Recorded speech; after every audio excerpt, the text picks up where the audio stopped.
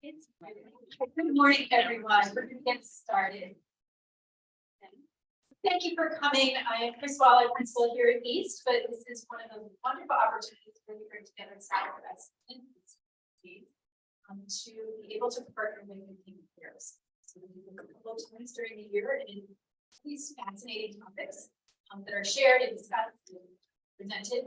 And today, we're hearing about growth mindset. I just want to share with you that our staff has actually read Carol Dweck's work. Also, they have for many years been studying growth mindset, and some of your children may have heard growth mindset in the classroom or language about the growth mindset. I'm thinking about working on this. Not there yet, but still making progress. So hopefully today's presentation will be very helpful for all of you to have insights into what do we mean by growth mindset and language that we are very, very happy to have the team players here. Today, Maureen's going to introduce our speaker, Rebecca Campbell, who comes to us from Saskatoon River Center. Thank you for participating in this. Morning, everyone. I'm Maureen. I am the Education Program Manager for Youth Affairs. And for those of you that are unfamiliar with affairs, our mission is to advance the health and well-being of youth and families through education programming such as this for positive youth development, parenting skills, and healthy lifestyle. So this kind of came about with the parents reps that we have, and just wanted to thank them, Ellie Dalmasio, Laura Delrossi, and Destiny Eichardt, and thank you to all the PTCs for allowing us here today, partnering with us. When I brought it up to them, they said, "Oh, let's talk about this. This is something that just seems to be a no-brainer." I learned about this years ago. Actually, our elementary school principal had a book club, and it's very eye-opening because it just infuses a lot of situations with human kids. So it is a good parenting map. So I just wanted to, and we're so happy to have you here today. So, just to give you a little bit about Rebecca, the licensed clinical psychologist, currently the director of therapy services at Saskatoon River, and after graduating Bucknell and doing business for a number of years, she realized her passion was around helping families and children, and she received a master's in social work at NYU, and she works. And she has extensive experience working in private practice in schools, including in Fairfield and Wilton. So thank you for coming today.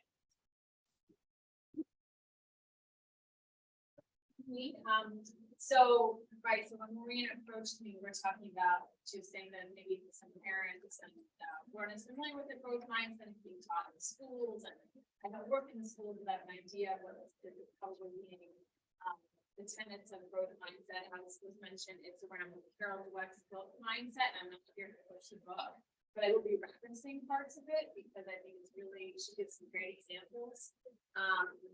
But for those of you that aren't familiar with the growth mindset, it's a belief system around that Carol Dweck, and I think we all apply to different parts of our lives: relationships, business, parenting, education, and it has to do with, in fact, when we were trying to figure out how to, we was watching, trying to figure out how to get the technology working, and Maureen we were moving from the phone to something else. That was an example of growth mindset. Nobody was like, I just can't do this. It's like, we just haven't figured out how to do it yet. We're going to keep trying and pushing through different possibilities. We have the technology set up now. So on that note, Carol Dweck, and feel free to ask questions during. I can stick around until like 9:15, 9:20, or 10:15, 10:20. But the growth mindset focuses on, and I can't see the blue time so well, but it's as we've referenced before, not getting there yet. Kind of being like, I can go to plan B. I can try harder next time. Not being in a fixed place, which is around like my abilities are unchanging. I'm not good at it. I can't do it. I'm going to give up when I'm frustrated. She gives examples around the growth mindset with athletes and musicians and teachers and all kinds of people famous or not, he references, Michael Jordan, for example, who I think a lot of people are familiar with his trajectory and how he really had to push himself and overcome struggles and find resilience within himself to move forward. And then she gives an example of someone like John McEnroe, who, if you're familiar with him, like all kinds of videos of him throwing his racket down and screaming at refs, and people, that's an example of a growth mindset around like, well, I'm just frustrated, I'm gonna give up right now. And he even, and she has clips in her book, his own admission, I just thought I was talented, and that's what gave me success. You're born with talents, that's what makes you successful. And if I have talent, then that should just what drives me, so I should have to work for anything. That's kind of what a fixed mindset is around. So there's a letter I wanted to read that she taught, that one of the students, Carol Dweck's a psychologist as well. One of her students wrote to her after attending a class, and the student writes, it will be referencing a couple of pages. Dear Professor Dweck, I've always had a problem with confidence. This is how the growth mindset also links to confidence and within our children and growing up, and what we internalize is what can get us to the next step and what gets us through hard times. And when people feel like they can do that on their own, that builds confidence and a sense of agency. If you don't feel like you can get yourself through a tough time, your confidence is not going to be able to be where you need it to be to function effectively. So I've always had a problem with confidence. My coaches always told me to believe in myself 100%. That sounds like some good advice, right? Super supportive. Believe in myself 100%. They told me not to let any doubts enter my mind and to think about how I'm better than anyone else. Also sounds pretty motivational, like no doubts, you're better, you're 100%. I couldn't do it because I'm always so aware of my defects and the mistakes I make at every meet. Trying to think I was perfect made it worse. And so that's how you can see in a way how these two can work against each other. I think as parents and as educators, adults, you see children perform or behave, you want it, you out of love and support, you're the best, you're awesome, you're so smart. No one's better than you. And in moderation, these messages are effective, but in a fixed mindset, when a child starts to believe, well, oh my gosh, that's my law, and if I don't hit that one, and I'm not the best, and I don't let any doubt in my mind, because I don't know what to do with the doubt, then confidence slows, and the idea of perfectionism starts to come in, that nobody's perfect. So she writes, then I read your work, and now it's so important to focus on learning, and how it's so important to focus on learning and improving. It turns me around. My defects are things I can work on. It's a growth mindset. Now a mistake doesn't seem so important. Also a growth mindset. I wanted to write you this letter to thank you for teaching me how to have confidence. So I thought that was a nice way to start this out, to show you kind of balancing and also to normalize everybody. A lot of adults tendencies to want to praise kids in this way. And I'll talk a little bit about like effective praise and not so effective praise. But in talking with Maureen before I came, she gave me a couple little snippets of things that your kids are learning in school and how they're being, how the growth mindset is being introduced to them and encouraged in the classroom. And I came across this really catchy video I wanted to play. It's on YouTube. Okay. But it's about the power of yes. Can I ask for just break the one service now? If you have a white Audi, our secretary just even said, love the car running. So I don't know if it's anyone's. I'm okay. Thank you, sorry. Another really important and effective minute of growth mindset is the power of yet. I think that somebody mentioning at the beginning, you stick yet at the end of a statement, like I can't do this yet, or this math problem is really hard. Will I ever, I need to keep trying and I'll get there at a certain point. It's power of yet, it's gonna happen. This is a really catchy video that I think has been shown in your classroom that was given to me by Maureen as something. So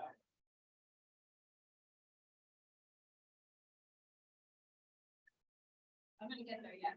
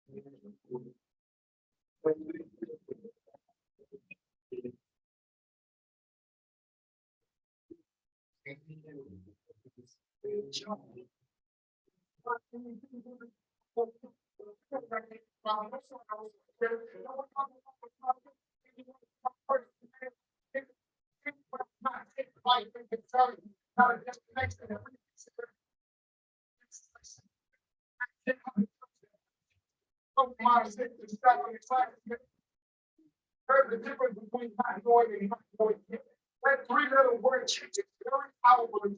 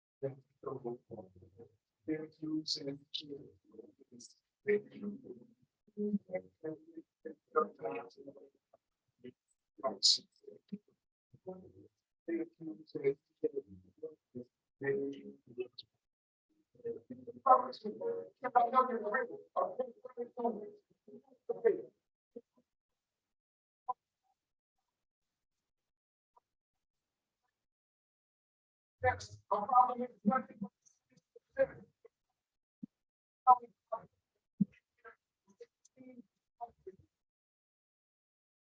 Say no. Private makes perfect. Think about the not ridiculous. Great things always. Okay.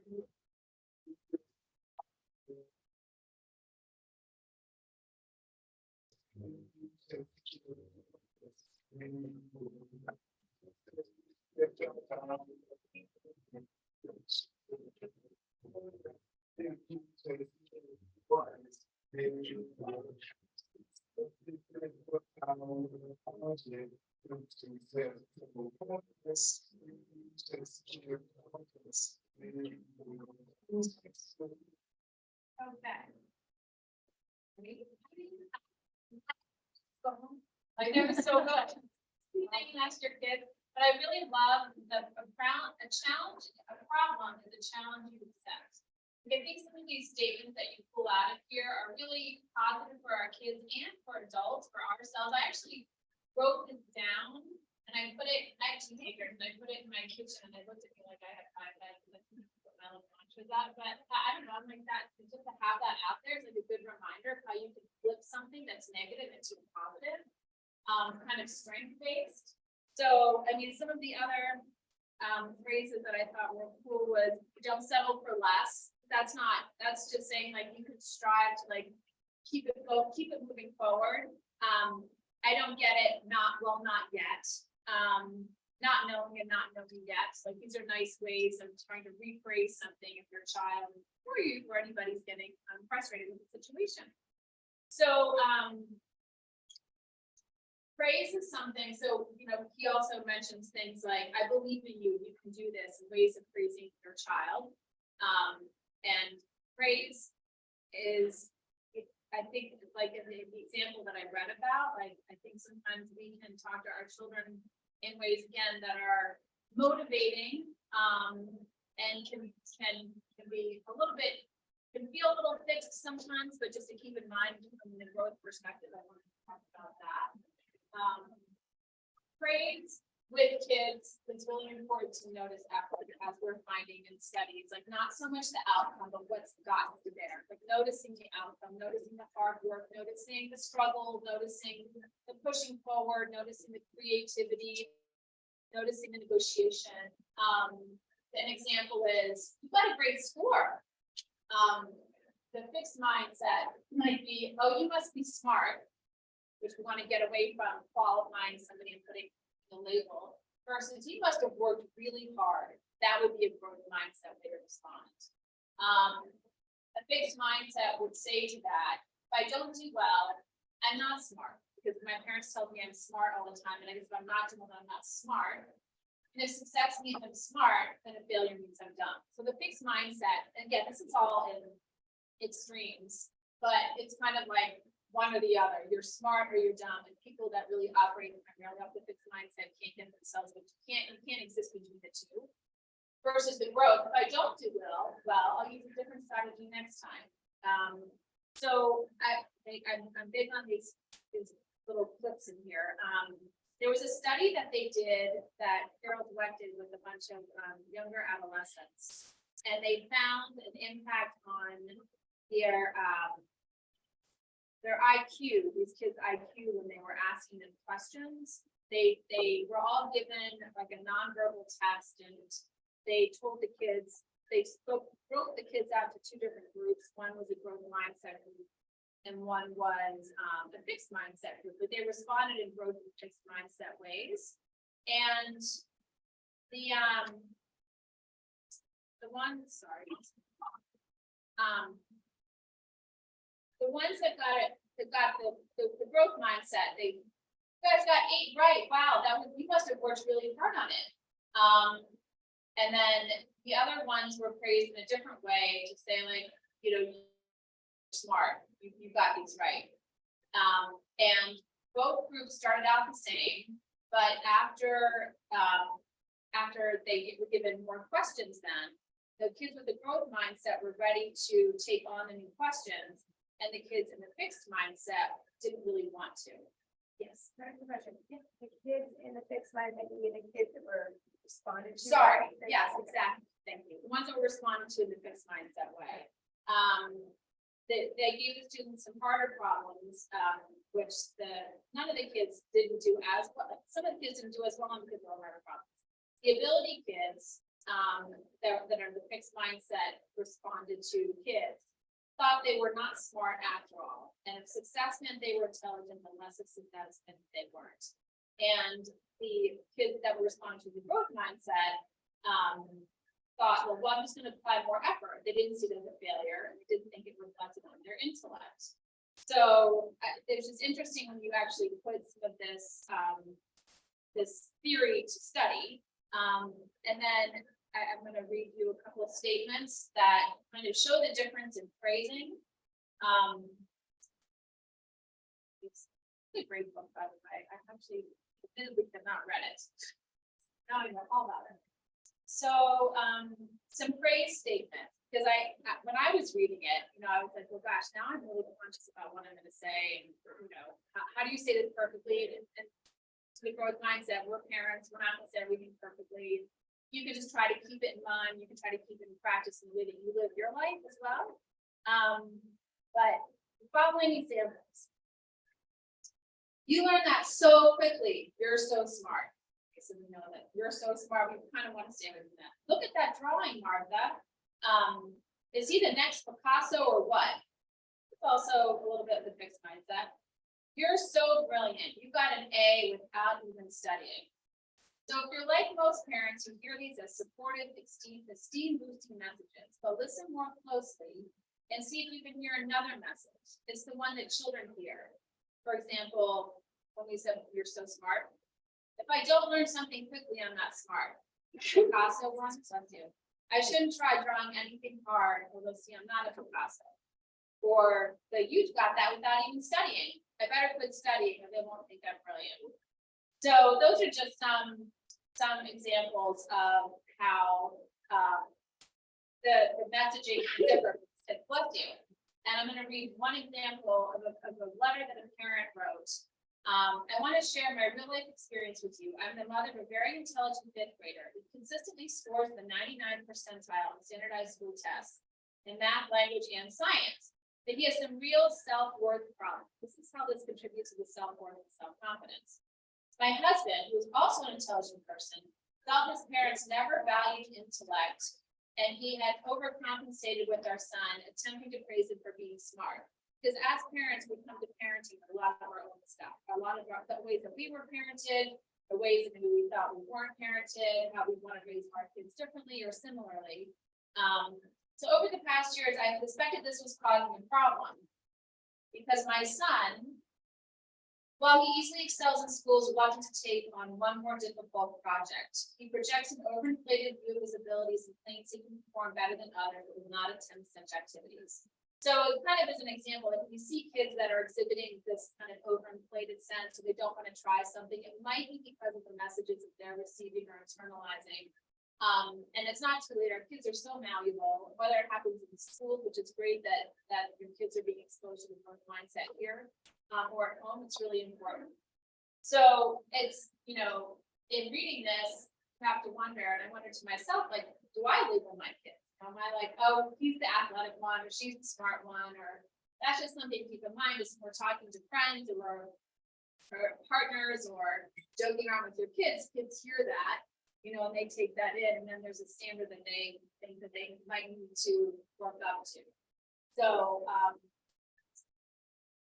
there's praise, and then there's failure. And I use the same little girl with her thumbs up because failure is a growth opportunity. We want to try to turn failure into something that's not. I could have looked at I looked at all kinds of images for failure, you know, kids looking down and upset, and I'm like, that's not the good. That failure is I got this. So failure in relation to effort, a fixed mindset. Let's see, success for those is with natural talent.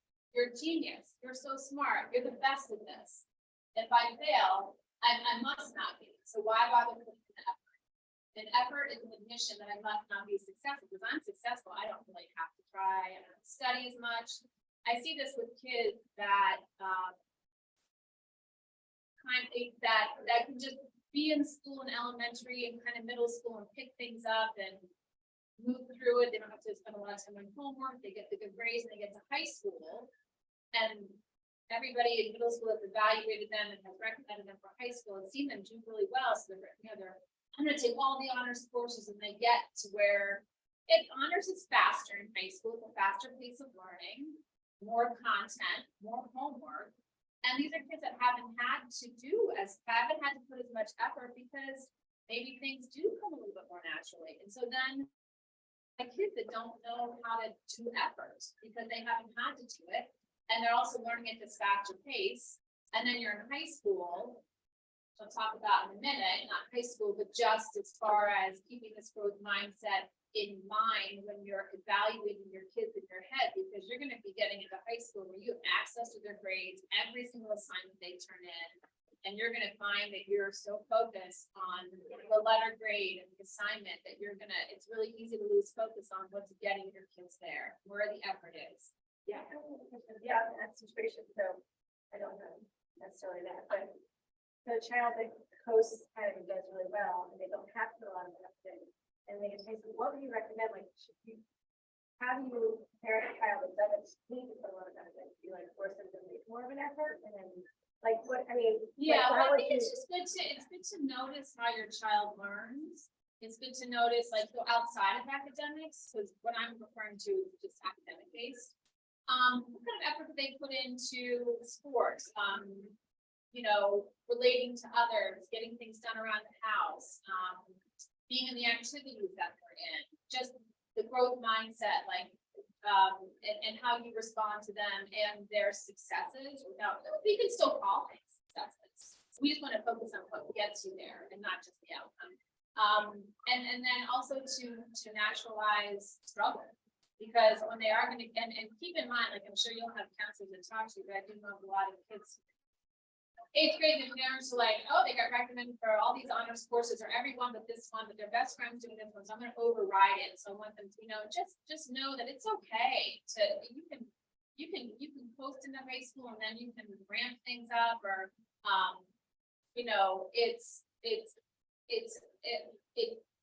your child's gonna feel a lot more demands on them in high school, socially, academically, during sports, for sure that too.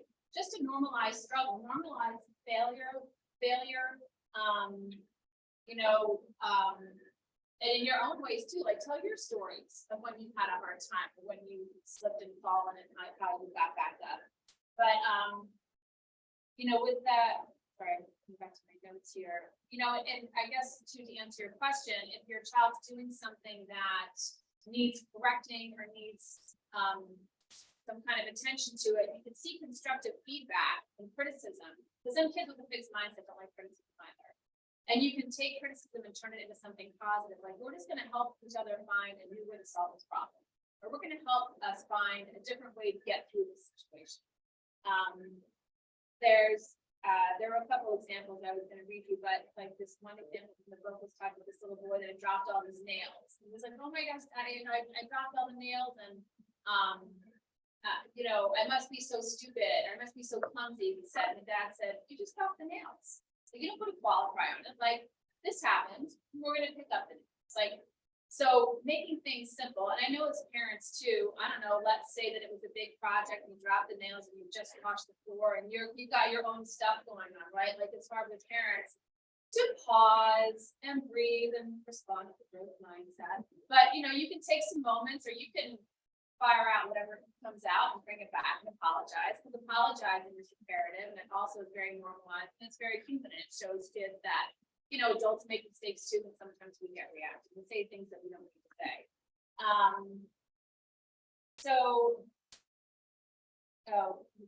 This is just an interesting example of how I see this sometimes with parents. People are with partners, spouses, and one parent was raised one way and one was raised this, and kind of come to discipline in a different from different paths. And this is an example of a mom that really sounds like she's embracing the growth mindset, and the dad not so much. So the mom says, hi, what are you sad about, to her son? I gave my teacher some numbers and I skipped the number 8, and now I'm feeling bad about that. Mom says, well, there's one thing that can cheer you up. And the boy says, what? She says, if you really tell your teacher that you tried your best, she wouldn't be mad at you. I mean, that's lovely. Then she says, we're not mad at you, are we, to the husband? And he says, oh, yes, we are, son. You better go to your room right away. So that's just a side by side. That's something you might not know. But we all do these things, so that's that's parenting. And then finally, so the growth mindset, hard to imagine. So in the growth mindset, these examples, again, like you try hard, you give your next best effort. We're not going to fail. Is there a plan B? And so thinking about your role as parents. Like, how do you model? Like, it's a good time for us to be reflective on how we respond to our kids. With praise, with judgment, how do you respond? Because your kids are soaking all this up. They're watching you. So I have a question. So you just mentioned praise. Yeah. So it's sort of somewhat sounding like a little bit contradictory, because we're praising them. Let's say, I'm going to give an example of like a young child who draws a picture. Yeah. And, you obviously, you're not saying, I'm not saying, oh my gosh, that's the best picture I've ever seen. But, oh, your picture's beautiful. You made a great rainbow. Yeah. But then is that child then thinking, oh, I'm the best artist out there? You're not- Because Right. we're praising, but what Yeah. type of praise are we giving that they're not gonna take that and think that they are, that then becomes a fixed mindset because they're the best at it, or they're so good at it, and Well, that's where it's nuanced, right? And that's a great question, because as I was reading, I was thinking the same thing, but you didn't say best, did you? So that's great, or maybe you said Your that's picture's one of the beautiful, best or- that I've seen, and that's, I think it has to do with, again, like peppering these statements in sometimes, it's okay. And really trying for the most part to focus on how to choose those colors. Do you model that off something, and just generally showing interest and curiosity about your child. To answer your question about, how to produce effort, just noticing your child, even it's gonna motivate your child, like noticing what they do, be curious. So that But then is the same tricky. thing on like a test. And Yeah. So let's say they come home with a test and they got 100 on their math test, and You You're can so say like, you happy. did awesome, you got 100, you studied so hard. Is that, you were talking about the quadratic equation that was gonna be on there. How was that? Like noticing, like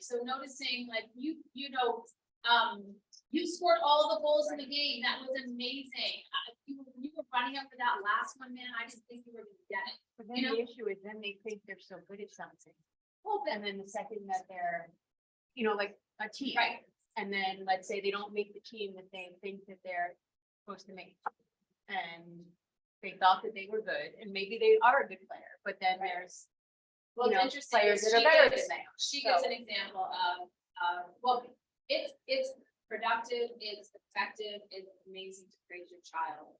She just wants you to get away from using, not recognizing, failures. You want to recognize failure, you want to recognize struggle, you want to recognize what got you to be the one that scored all the goals. When you don't make the team, she gives this example, I was gonna read it, where similar, like, oh, well, there are a lot of kids that are better than you.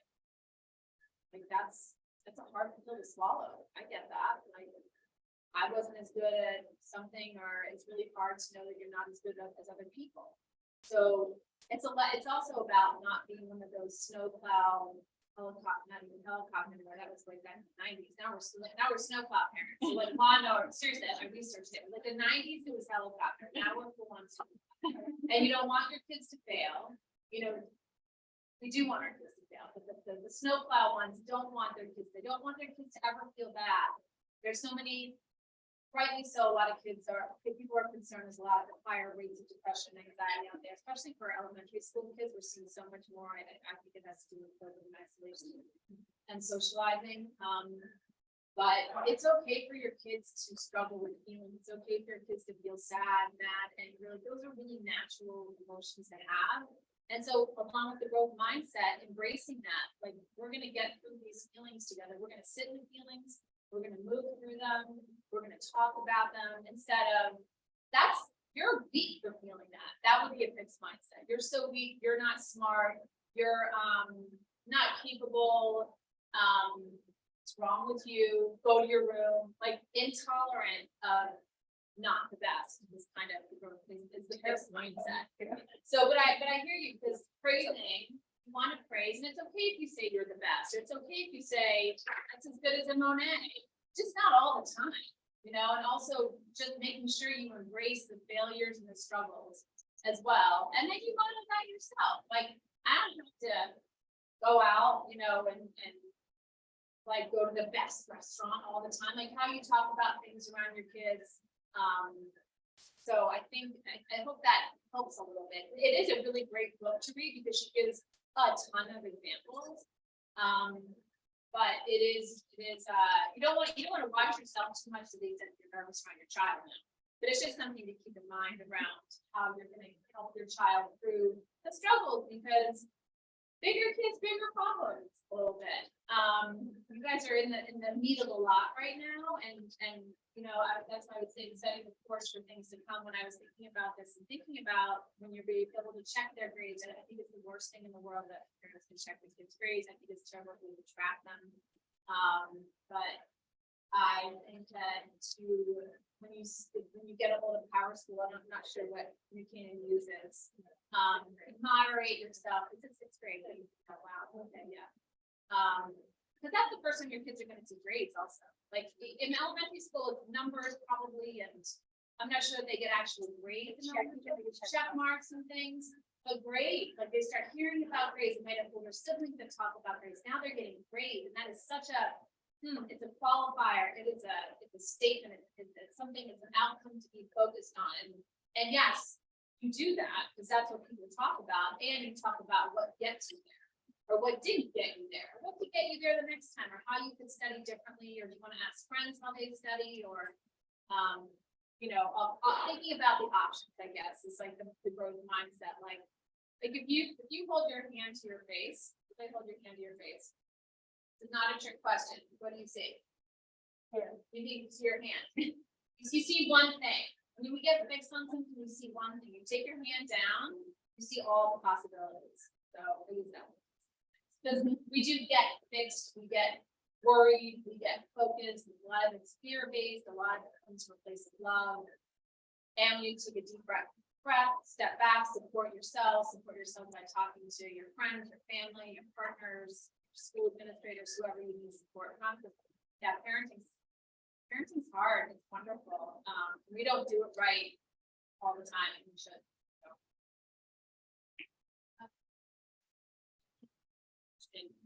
The gens, so I will do a lot when I get the like, oh, you got this drawing, or how did you do on the sports field? It's like, be like, did you enjoy it? And sort of take it to like that side, but is that like a dodge? Is that avoiding the question of like, how to? Yeah, I know it's actually a terrible presentation.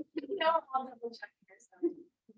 No, that's wonderful. Did you enjoy it? Were there parts that were hard? Did you enjoy it? But I guess you also you want to wonder to yourself, like, well, I guess you're probably hoping they enjoy it because it's an activity they're doing. But you can also then, if you're the kind of parent that is only asking about the enjoyment all the time, and everything has to be happy all the time. I have some friends who grew up in these households, everybody to be happy all the time. And now they're in relationships where nobody knows how to be, nobody can tolerate being unhappy. So to the other extreme, like, you know, it's okay if they have a frown on their face, you can say like, oh, it's like, maybe that was a tough game. Well, there are parts that you enjoy, because that could be the growth mindset, right? Like, they come off and feel like didn't score the goal, or my kids used to blame it on the refs all the time, and it's really them, the refs suck. And then you're like, oh, but I saw you pass to Joey, and that was awesome, and it's just word awesome, that was awesome, you passed to Joey, that you kind of tie it together. So you can find like holding the positive and the negative. So I think a lot of times, again, parents, we love our kids so much. We don't want them to feel sad and bad, mad, angry, but they should. When the situation warrants that kind of emotional response, it's good to reflect that back to them. And that communicates it's okay to have those feelings.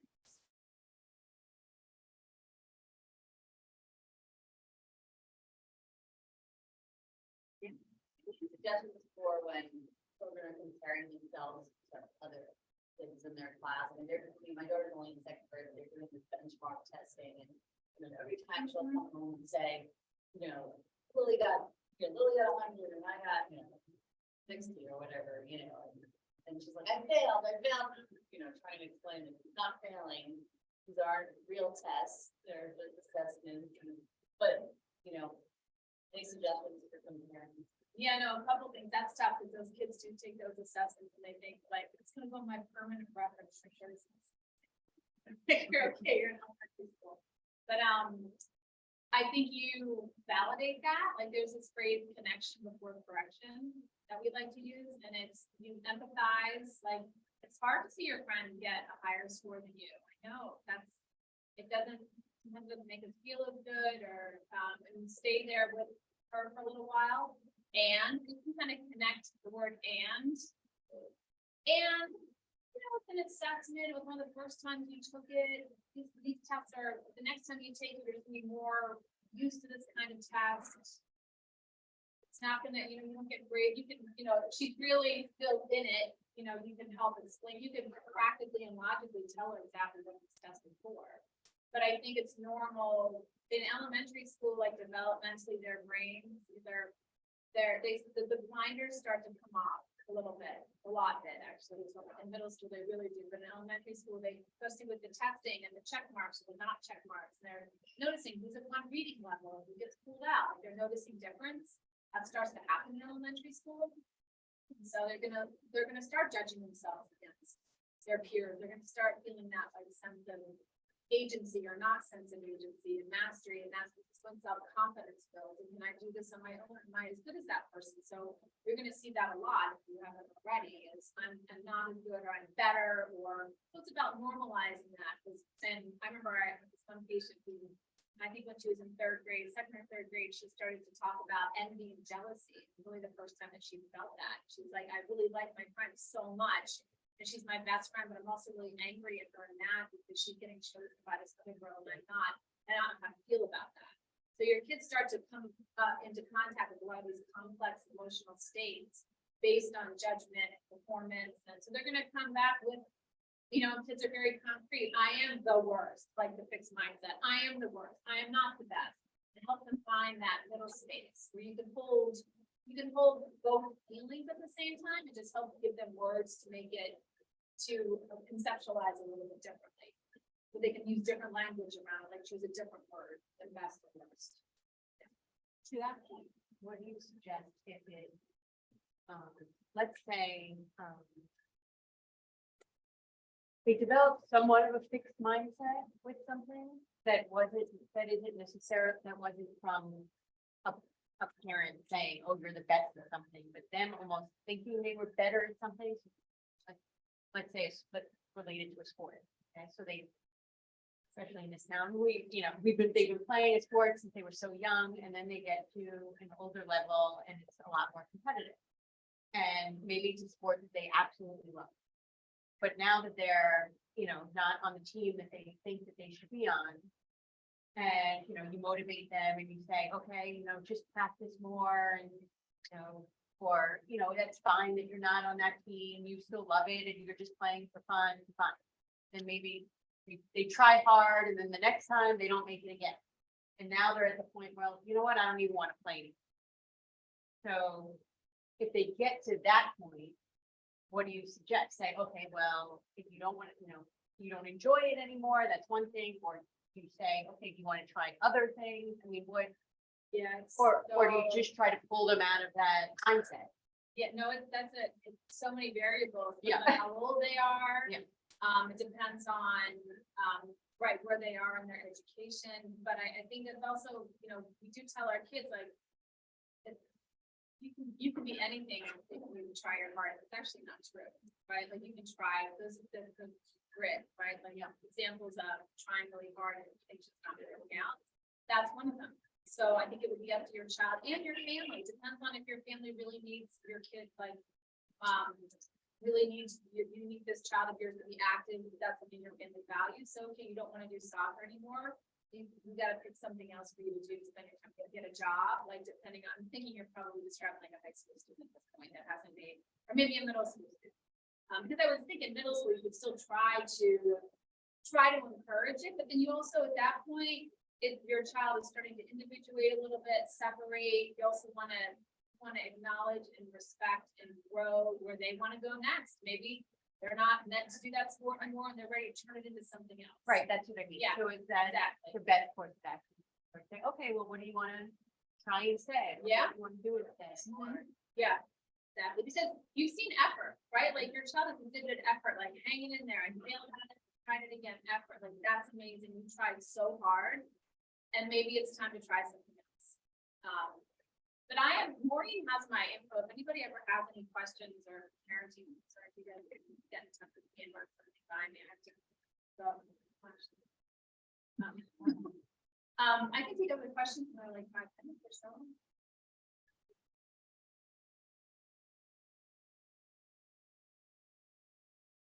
That's, if you have a great handout, right? Yeah, this is awesome. So as you know, if you've been to other CARES programs, we have, this is the record for you to take home. On the back is language for you to use. So everything that you've heard from her today, and this language has been used in the schools. We did get it from, but we did get it from Susan Bliss, if you guys know her. So this is something that you can use about what to say. So just take this on your way, it's over there as well. And there is a sign up, and I think there are some people that didn't make it here today, But we'll be putting this in the newsletter, so we are videoing it. So if you are not on our newsletter, go sign up your name there and get you on so that you can send it to your friends. Yeah, let's have the little statements on the back. Yes, exactly.